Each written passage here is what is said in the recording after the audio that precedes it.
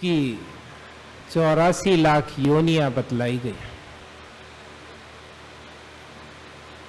और जो चीज़ मनुष्य को बाकी सभी जीवों से अलग करती है वो है उसकी विकसित बुद्धि।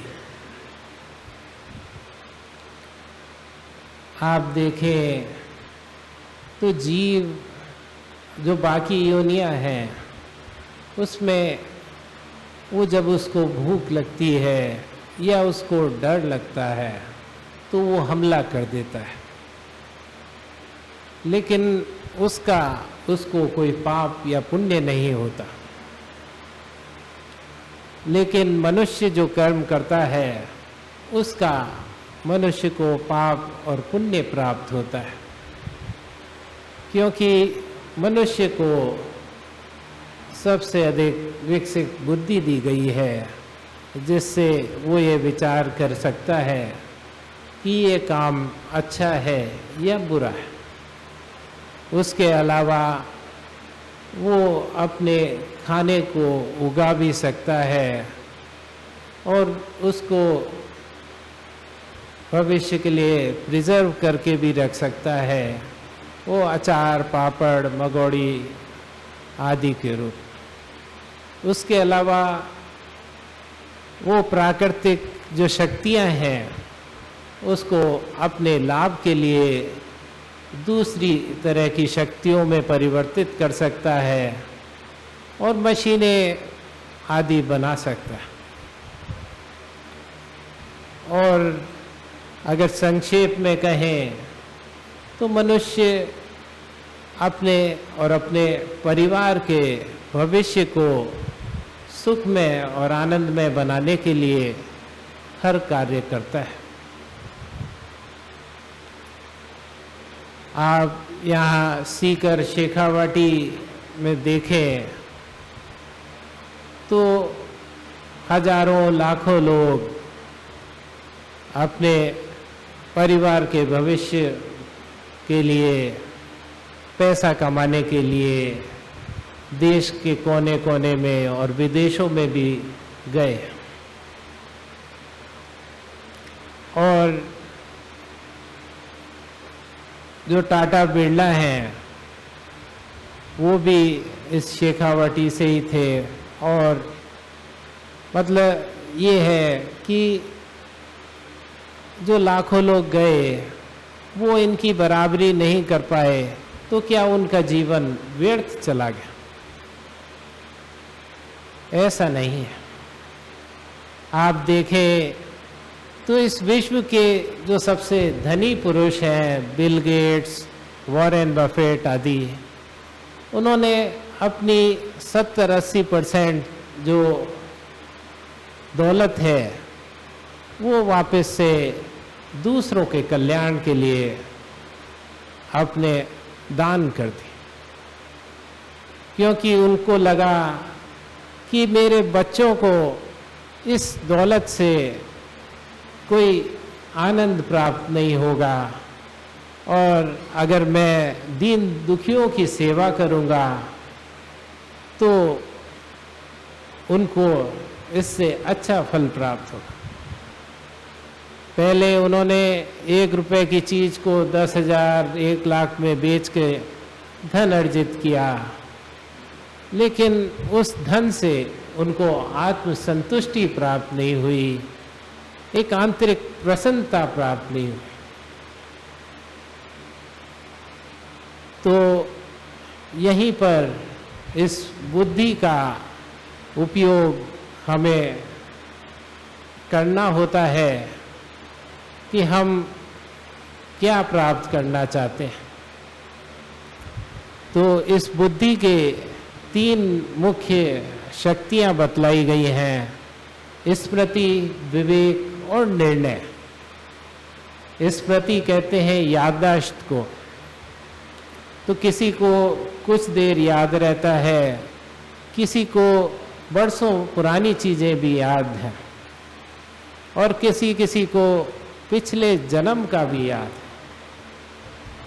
है। और जैसा महाभारत में भगवान कृष्ण ने अर्जुन को कहा था कि तेरे और मेरे अनेकों जन्म हो चुके हैं, तुझे याद नहीं है और मुझे सब कुछ याद है, और मैंने ये ज्ञान आज से 5000 वर्ष पूर्व सूर्य को दिया था।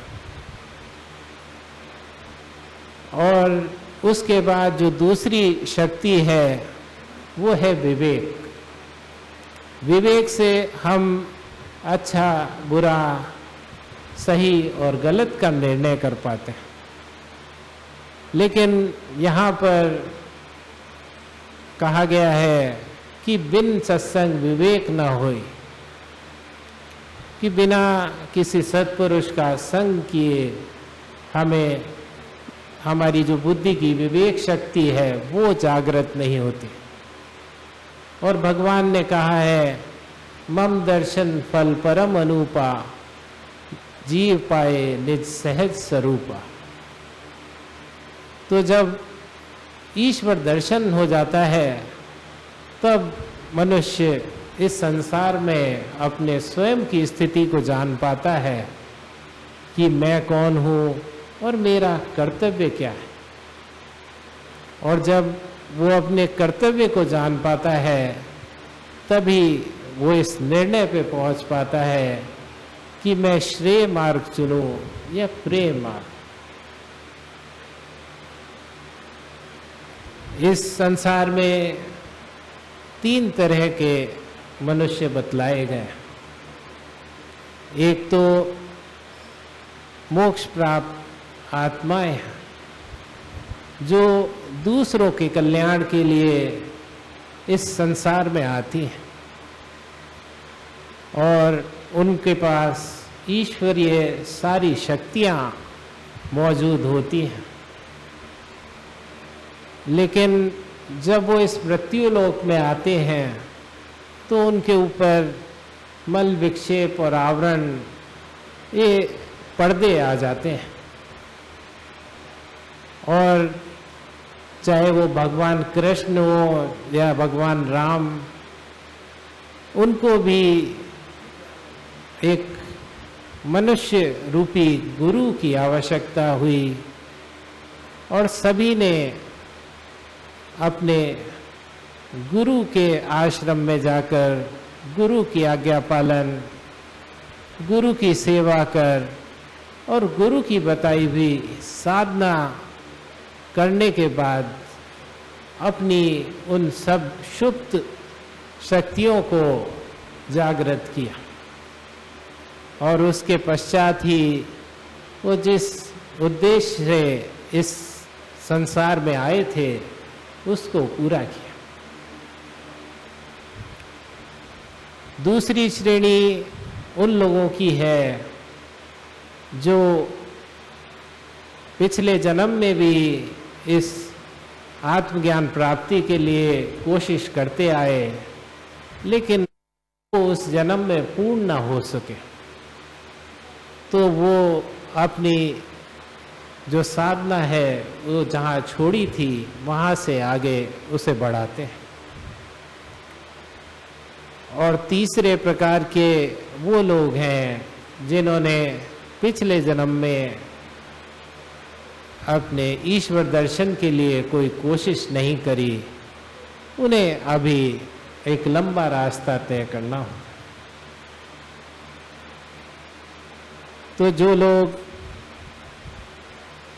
अपने ब्रह्म को जान चुके हैं और अपने स्वयं में ब्रह्म को देखते हैं, वो कहते हैं अहम ब्रह्मास्मि, कि मैं ही ब्रह्म हूँ।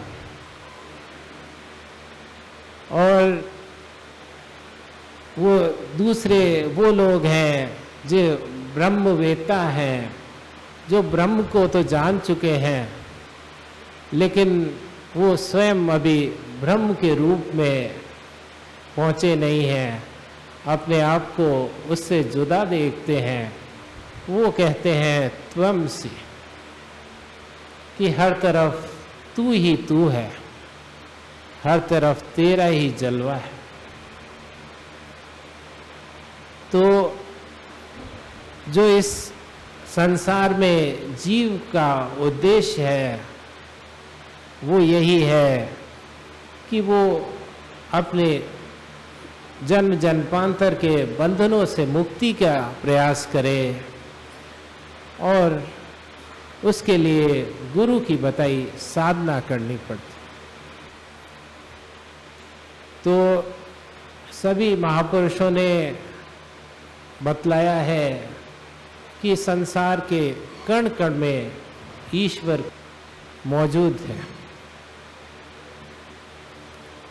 और सभी जीव उस परमात्मा का ही स्वरूप है और जो जीवों के अंदर आत्मा है वो परमात्मा का ही अंश है। ईश्वर अंश जीव अविनाशी चेतन अमल सहज सुख राशि। तो अब ईश्वर दर्शन के लिए हम कहाँ जाएं, उसमें यही बतलाया गया है कि जब सब जीवों में वो ईश्वर मौजूद है तो वो हमारे अंदर भी मौजूद है। तो सबने यही एक रास्ता बतलाया कि हम अपने मन को स्थिर और निर्मल बनाएं। परम पूज्य छोटे भैया ईश्वर दर्शन के लिए 3 बातें आवश्यक बतलाते थे कि हमारा मन स्थिर और शांत हो, हमारी वृत्तियां अंतर्मुखी हो और हमारा हृदय निर्मल। तो ये जो हमारा मन है इसमें तरह तरह के विचार संकल्प उठते रहते हैं, वो उसको अस्थिर बना देते हैं। तो जब हम एक विचार रहित अवस्था में पहुंचते हैं तब जाकर मन स्थिर होता। तो इसके लिए यही बतलाया गया कि हम अनेक विचारों से एक विचार पे आए और फिर धीमे धीमे हम उस विचार को भी छोड़ निर्विचार अवस्था यानी समाधि में पहुंचे। आप देखें तो पहले जमाने में सन्यासी इस संसार को छोड़ हिमालय की कंदराओं में तपस्या करते थे। तो वहाँ पर जब वो एकांत में होते थे, ना कोई जीव दिखता था, ना किसी से कोई इंटरेक्शन होता था, तो धीमे धीमे उसके विचार शांत होते जाते और फिर उसकी जो वृत्तियां हैं वो अंतर्मुखी बनती थी। जब वो दूसरे को नहीं देखती थी तो वो अपना स्वयं का अध्ययन करता था कि मैं कैसा था, मैंने दूसरों के साथ क्या किया, और फिर वो अपना पाश्चाताप करता था, भगवान की साधना करता था, तब उसे आत्मज्ञान प्राप्त होता। तो गुरु महाराज ने इस कार्य को अत्यंत सरल बना दिया। उन्होंने कहा कि तुम्हें हिमालय में जाने की, वनवास लेने की आवश्यकता नहीं है। यह कार्य तो आप घर गृहस्थी में रहते हुए भी कर सकते हैं। और इसके लिए उन्होंने एक सरल साधना बतलाई। उन्होंने कहा कि आप दिन के 24 घंटे में से 23 घंटे अपने सांसारिक कार्यों को करें और अपने घर गृहस्थी का निर्वहन करने की जिम्मेदारी लें और 1 घंटा ईश्वर के लिए दें। लेकिन इस 1 घंटे के लिए आप इस संसार को भूल जाएं। तो आधा घंटा सुबह और आधा घंटा शाम आप ईश्वर का ध्यान करें और ईश्वर को चैतन्य मानकर उससे अपना संबंध स्थापित करें। तो उसी साधना का अभ्यास अभी हम लोग करेंगे। उसके लिए एक स्थिर सुखासन से बैठ जाएं, नेत्रों को हल्के से बंद कर लें और ऐसा ख्याल करें कि सामने से परमात्मा का प्रकाश आ रहा है और हमारे हृदय में भर रहा है। हमारा हृदय उस प्रकाश से प्रकाशित होता जा रहा है और धीरे धीरे वो प्रकाश हमारे रोम रोम में फैल रहा है और हम उस प्रकाश में लय होते जा रहे हैं। इस दौरान हमारे सत्संग की 2 प्रार्थनाएं होंगी। जिन भाई बहनों को वो प्रार्थना याद है वो एक स्वर से कहेंगे और जिन्हें प्रार्थना याद नहीं वो शुरुआत से इसी ध्यान में लग जाएंगे। जब यहाँ से परम पूज्य का आदेश हो तभी ध्यान भंग करें और नेत्र खोलें।